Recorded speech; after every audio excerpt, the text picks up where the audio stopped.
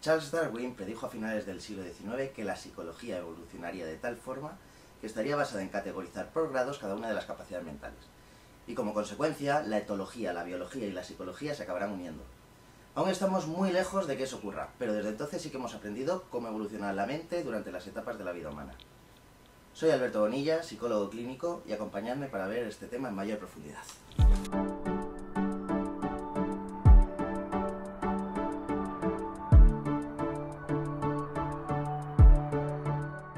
En realidad todo lo que somos empieza aquí, con el juego, aunque ahora mismo todo esto esté vacío. Pero es exactamente igual cuando nacemos. Somos como un folio en blanco sobre el que empezamos a escribir, a evolucionar y a desarrollarnos. Pero dejadme que vaya al despacho para contaros mejor y más detenidamente. Hasta inicios del siglo XX, la mente era conocida como la caja negra. Nadie podía descifrar lo que pasaba en ella. Pero desde ese momento hubo un creciente interés social. El cerebro empezara a cobrar importancia con figuras como la de Ramón y Cajal. Dentro del campo de la psicología, hubo ciertos autores que empezaron a sistematizar el trabajo que habían iniciado religiosos y filósofos a lo largo de la historia.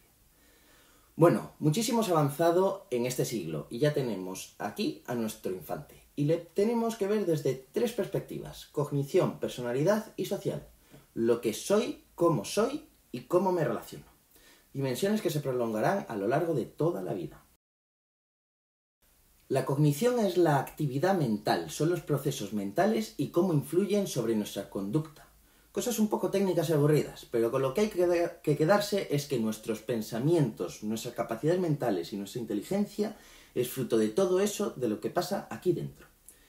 Una teoría superada por la psicología por considerarse demasiado simplista, pero adecuada para la formación, teniendo en cuenta que no está dedicada a formar psicólogos, data de 1960, del autor Paul MacLean, en su libro El cerebro triúnico. Dice que nuestro cerebro es el resultado de la evolución de los cerebros reptiliano, mamífero y humano. Esto surge en el contexto de la teoría aún vigente del que el cerebro se desarrolla por áreas, de las más simples a las más complejas. De hecho, se sabe que a día de hoy se desarrolla de las áreas posteriores a las anteriores. En lo que sí está en lo cierto en la teoría del cerebro triúnico es que tanto a nivel cultural como de lenguaje como cognitivo, el conocimiento evoluciona de lo más genérico a lo más particular. Es un poco ambiguo, así que verlo en un ejemplo aclarará todo. Aquí tenemos a Indy. Este desarrollo del conocimiento es posible gracias al incremento de las capacidades cognitivas, los procesos del pensamiento. Cada año que pasa durante la infancia se van desarrollando y estableciendo lo que se consideran las habilidades cognitivas básicas, que son la percepción, atención, memoria, lenguaje, emociones y funciones cognitivas. Las funciones cognitivas, en resumen, son las encargadas de controlar a todas las demás, como si del director de orquesta se tratase. Ser catequista, monitor y animar grupos de menores aporta una posición privilegiada para categorizar por comparativa cómo es la atención o la memoria o las habilidades de lectura entre chavales y poder realizar la siguiente comparación. Pensando en estos términos, podremos apoyar al chaval que identificamos aquí con un retraso de las capacidades del lenguaje pidiéndole que explique la dinámica al resto o adaptando los ejercicios físicos si tiene un retraso psicomotor. Pero derivar a los profesionales los que tengan uno de estos, porque veamos que estas pequeñas adaptaciones no son suficientes para ellos. Entrada ya la adolescencia, se es capaz de pensar de una manera más abstracta y hipotética. Tomando otros puntos de vista, se desarrollan habilidades de resolución de problemas. Es el momento en el que se cuestionan las reglas y los estándares sociales. En este contexto, hay que tener en cuenta que la relación padres-hijos desde la adolescencia y entrando en la madurez, en la adultez, va dejando de ser una relación vertical. Cada vez hay un mayor individualismo psicológico y eso va dando a una relación de reciprocidad, a la que se puede acudir cuando se necesita consejo, como por ejemplo ante la primera decepción sentimental, cómo se hizo para superarlo. En realidad, no se puede hablar de personalidad en menores, sino de temperamento. El temperamento comprende procesos psicológicos como las emociones, la actividad, la atención. El temperamento está influido por factores hereditarios y es modelado a través de la experiencia. Se asienta y se convertirá en personalidad posteriormente.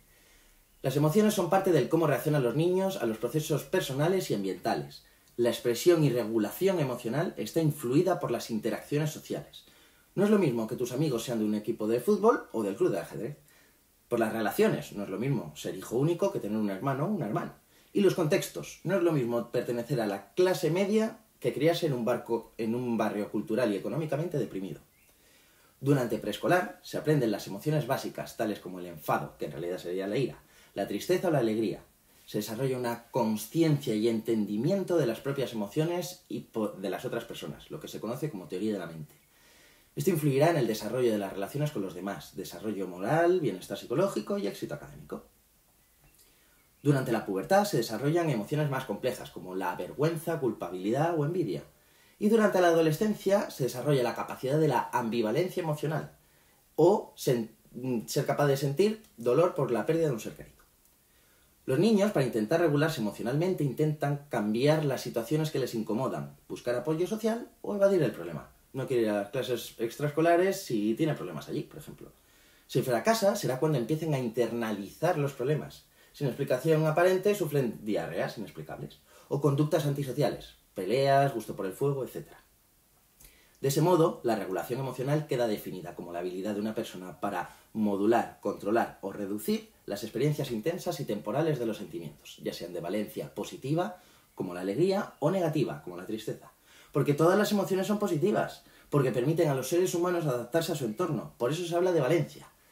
Lo que hay que tener es una idea de una línea continua, en la que un estado neutro estaría en el centro y a los lados las emociones de valencia positiva y negativa, las cuales se consideran igualmente perjudiciales los extremos, tanto la desolación como la euforia, pues en ambos casos estamos hablando de una emoción incontrolable.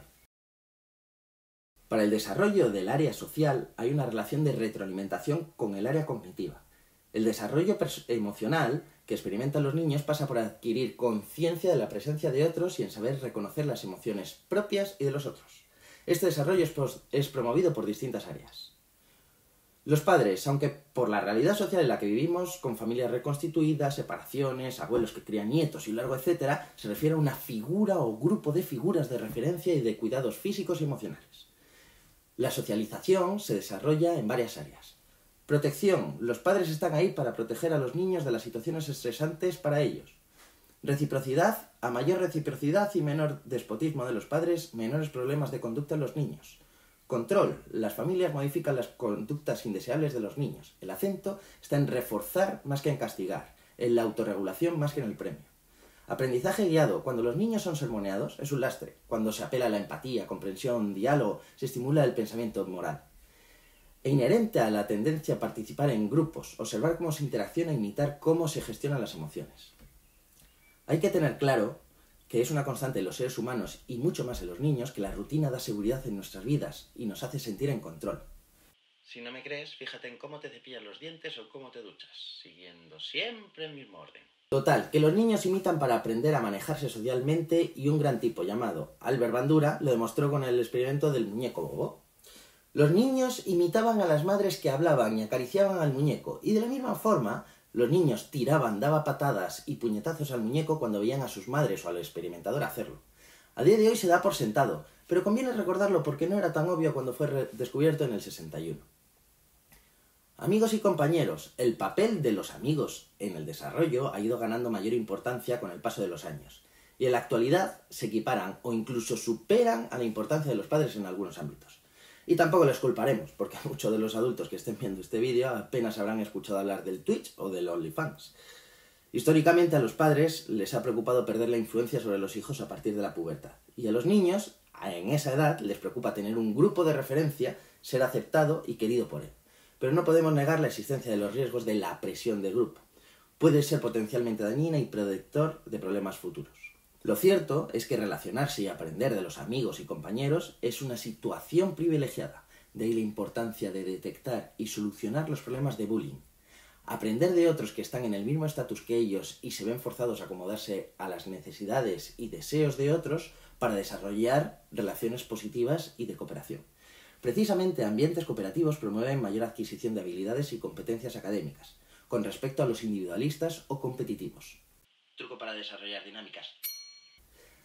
La socialización afecta en primera instancia al cómo juegan los niños. Para hacer un brevísimo y somero recorrido, veamos cómo lo hacen de pequeños. ¡Dentro vídeo!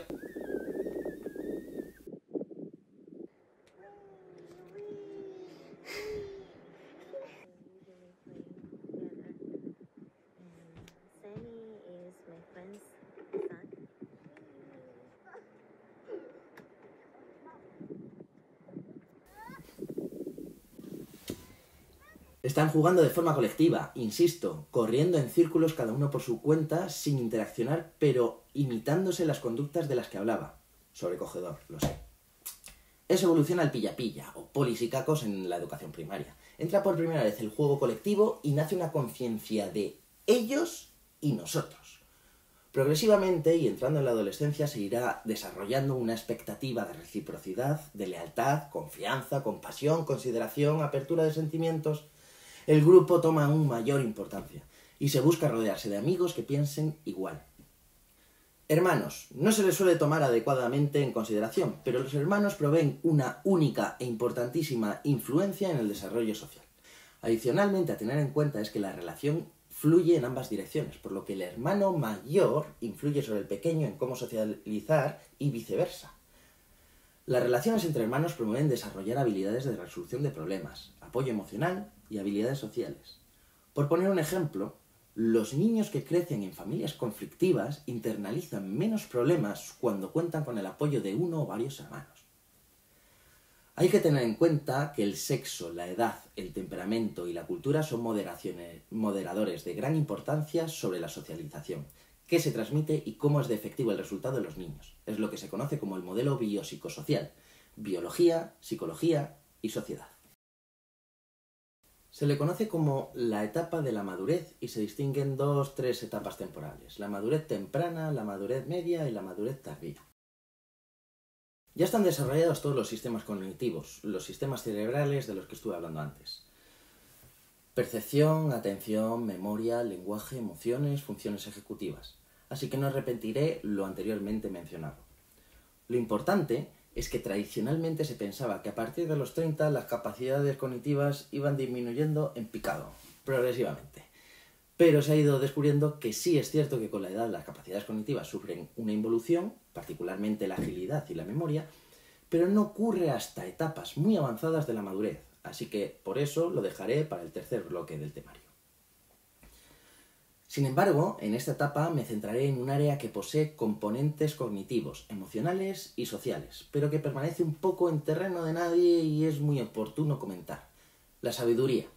Desde un punto de vista psicológico, la sabiduría es mostrar buen juicio acerca de problemas complejos de la vida, pero en realidad lo que la sabiduría representa es un conjunto de habilidades cognitivas que surgieron como consecuencia de haber pasado por una serie de dificultades a lo largo de la vida. Y en la madurez ya se han pasado por unas cuantas, para las que hubo la posibilidad de dar varias soluciones.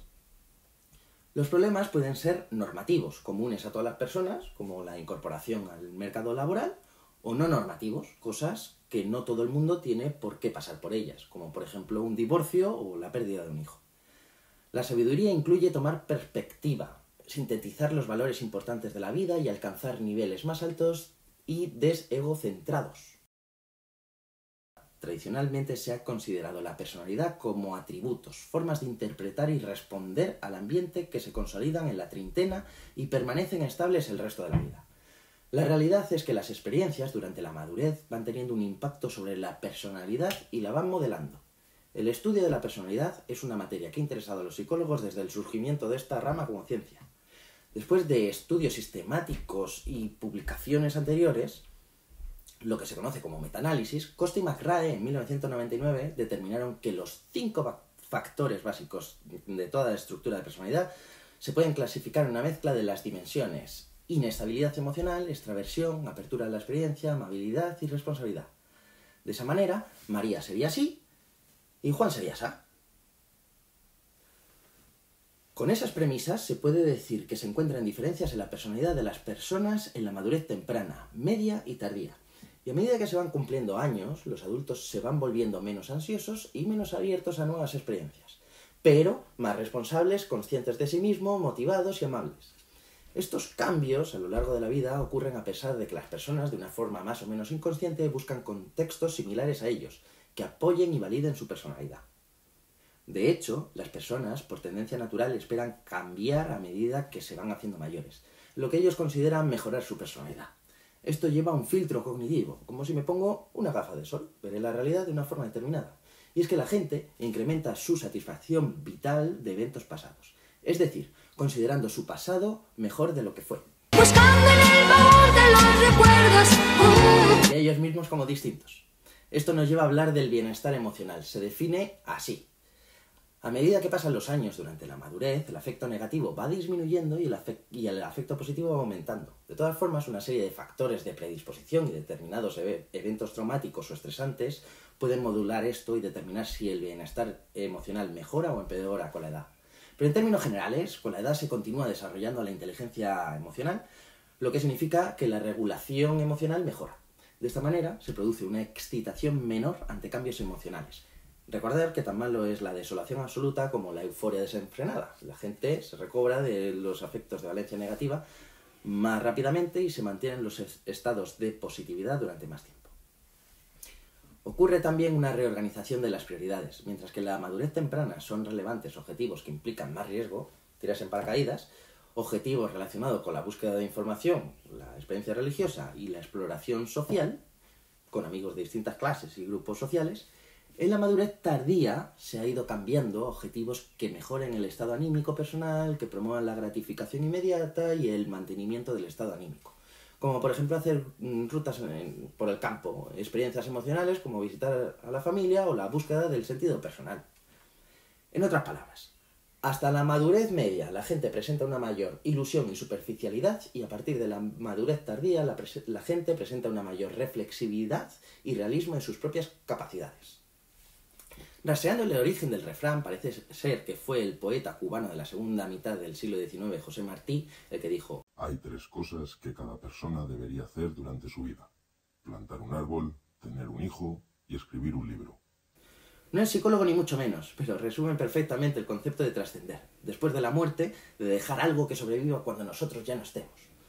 A medida que se avanza de edad, cuando ya han fallecido un buen puñado de gente alrededor, tanto mayores como menores, por norma general se va aceptando y abrazando la idea de la muerte.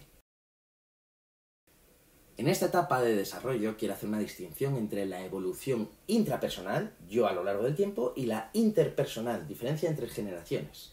Porque durante la infancia, aunque hay diferencias generacionales, todo viene protocolizado. A pesar de que antes se llamaba en España EGB, BUP y COU, y a día de hoy se llama primaria, secundaria y bachillerato, hablamos de un itinerario curricular marcado.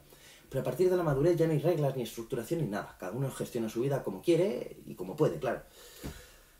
Hay que destacar aquí la división por generaciones. No tienen las mismas motivaciones la generación Z, los que nacieron después del 96, que los millennials, que nacieron en los 80, o la generación X o baby boomer, que nacieron anteriormente. De esta forma, hablar del plano social de los adultos, en su mayor parte, no es hablar de evolución intrapersonal, yo conmigo mismo, sino de diferencias interpersonales con otros, de valores generacionales. Total, que a día de hoy te plantas con tu mayoría de edad y no cambia nada. Entrar en la madurez debería suponer la culminación de la plena independencia, con las responsabilidades y reconocimientos que eso conlleva. Al menos eso dice la teoría. Eres mayor de edad, eso sí. Sin embargo, mientras que en generaciones anteriores seguía una secuencia lineal de educación, trabajo, matrimonio, hijos, en la actualidad hay un desarrollo discontinuo y excepciones, como los momentos de desempleo o los noviazgos que no se casan. No hay que perder de vista que la sociedad se ha vuelto cada vez más individualista, con valores más centrados en el vivir el presente, el bienestar y el consumo. Ya no existe el concepto de voy a ahorrar para comprarme un abrigo de visón que me dure toda la vida. Lo que existe es la moda de invierno, primavera, verano y otoño del Zara, que se renueva y cambia de color cada año. Una camiseta de manga corta tiene una duración media de 8 meses según los fabricantes. Todo esto ha tenido 2 consecuencias claras, que son la incertidumbre en los planes a largo plazo y una baja tolerancia a la frustración. El relativamente concepto nuevo español NINI, los que ni estudian ni trabajan sin haber salido del nido familiar, todavía es la máxima expresión de esos valores actuales del individualismo, consumo y baja tolerancia a la frustración. Pero si hablamos de socialización, la participación en movimientos sociales e institucionales de los adultos jóvenes es minoritaria, pero masiva en movimientos deportivos, especialmente entre hombres. En cuanto a la evolución intrapersonal, a medida que se va avanzando en la madurez, va produciéndose una progresiva desvinculación social. Por un lado, se sostiene la teoría de que la sociedad va imponiendo una desconexión y por otro, dicha desconexión viene dada por el individuo, porque va perdiendo interés en mantener una red social amplia con la que vaya intercambiando puntos de vista diferentes que le aporten información novedosa. En cualquiera de los casos, A mayor edad, la gente se va interesando en sentirse bien y no en el conocimiento. Todo el mundo sabe que los términos joven-mayor son relativos, sobre todo a medida que se cumplen años.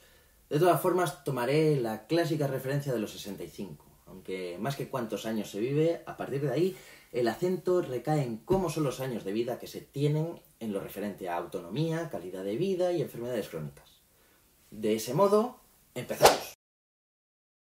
Tal y como mencionaba, en la etapa de la madurez, las capacidades cognitivas decaen. La memoria es una de las quejas típicamente mencionadas, aunque las pérdidas tienen lugar también en las funciones ejecutivas. El director de orquesta que controla el resto de los procesos cognitivos del que hablé. La cuestión es que la memoria está formada por varias dimensiones y componentes, es decir, se procesan en distintas áreas del cerebro y hay procesos mentales diferentes dependiendo si hay que recordar el nombre de alguien al que acabas de conocer, que París es la capital de Francia, un número de teléfono que te acaban de decir o la altura a la que está el interruptor de la luz del baño cuando te despiertas por la noche. Todo eso son procesos de aprendizaje y memoria distintos. Lo que es más interesante aún es que las personas ancianas, por término general, siguen siendo competentes en las tareas del día a día. Y esto es debido por dos motivos. La plasticidad neuronal nunca se pierde, se siguen dando cambios adaptativos como consecuencia de un desequilibrio entre las demandas del entorno y las capacidades actuales. En otras palabras, tenemos que hacer algo para lo cual no tenemos las habilidades necesarias para hacerlo. Las neuronas siguen creando conexiones nuevas para que podamos llegar a hacerlo. Y potencialmente un anciano puede aprender a usar un iPhone. Compensaciones es un conjunto de mecanismos biológicos, tecnológicos y psicológicos encaminados a mantener la capacidad de realizar determinadas tareas a pesar de que haya habido decrementos en las habilidades necesarias para realizarlas. Entre estas técnicas destacan invertir más tiempo en hacer la misma tarea, adaptar las habilidades que se van perdiendo, por ejemplo, agrandar las letras del móvil, sustituir una habilidad que se está perdiendo por otra, si no se pueden recordar la cita al médico, pues se apunta en un calendario de pared. O acomodar los objetivos a las habilidades disponibles. Si duele la espalda al estar cocinando y resulta cada vez más difícil picar alimentos, pues la tortilla de patata no hace falta que sea con cebolla, aunque gane. Como apunte, se puede decir que la genética, el estado físico del cuerpo, el estado de los órganos sensoriales, vista, oído, etc., y el estado de salud general afectan al proceso de envejecimiento cognitivo. No obstante, hay otros factores más difuminados, pero asimismo importantes, como pueden ser el momento histórico y sociocultural o la motivación de las personas. En el fondo, estamos hablando de una continuación de la madurez tardía. Madurez tardía 2, la podríamos llamar.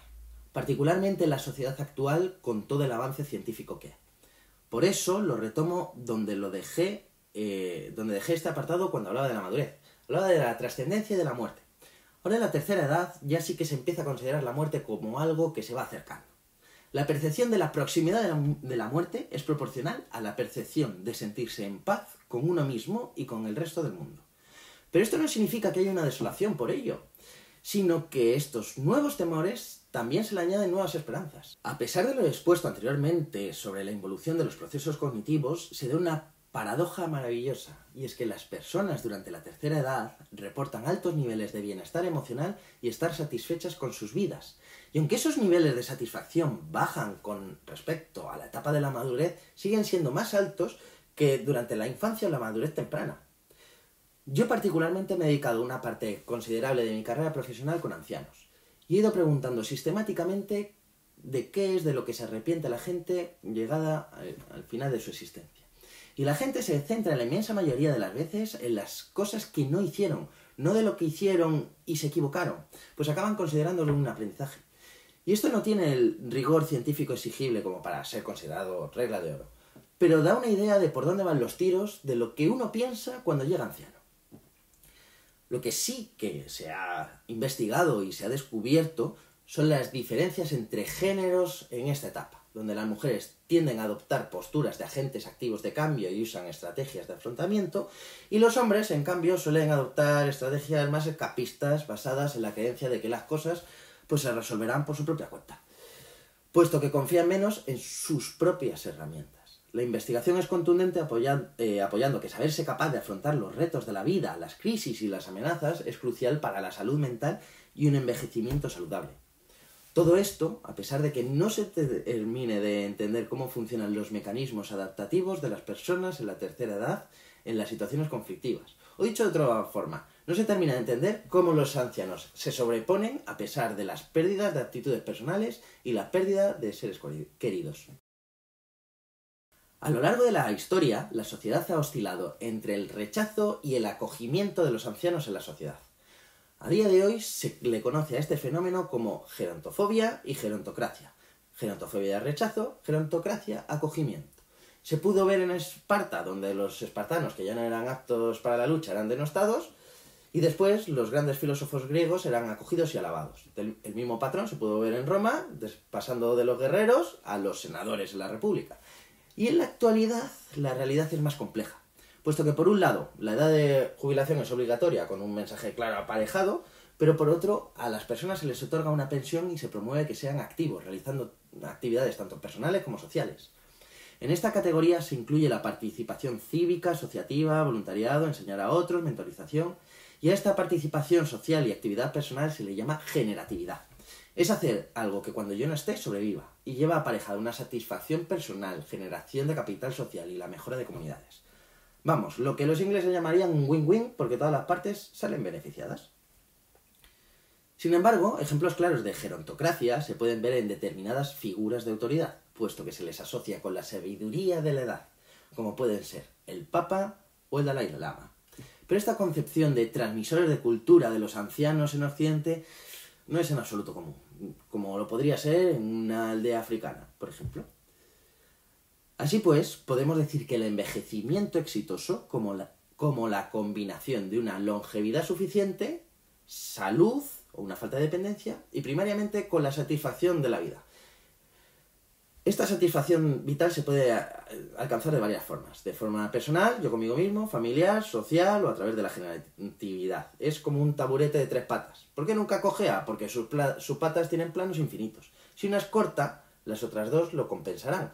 Y del mismo modo, si una persona depende de un cuidador para muchas de las tareas cotidianas, pero se siente útil para con su nieto transmitiéndole su conocimiento de la vida, probablemente se seguirá sintiendo realizada. En esta vida ha habido investigaciones en las que se les dieron bebés a mujeres que sufrían demencia para evaluar sus capacidades de cuidado, y no solo las mantenían y los bebés estuvieron atendidos y a salvo, sino que la satisfacción de dichas mujeres mejoró, y con ella parcialmente su salud y calidad de vida. Así que si tuviera que resumir en una palabra esta tercera y última etapa de la vida sería esa, generatividad. Y aquí quisiera dejarlo y concluir este breve recorrido por las 3 etapas de la vida, agradeciéndoos vuestra audiencia, y os dejo aquí mis datos de contacto por si tuvierais cualquier duda o cuestión al respecto. Muchas gracias.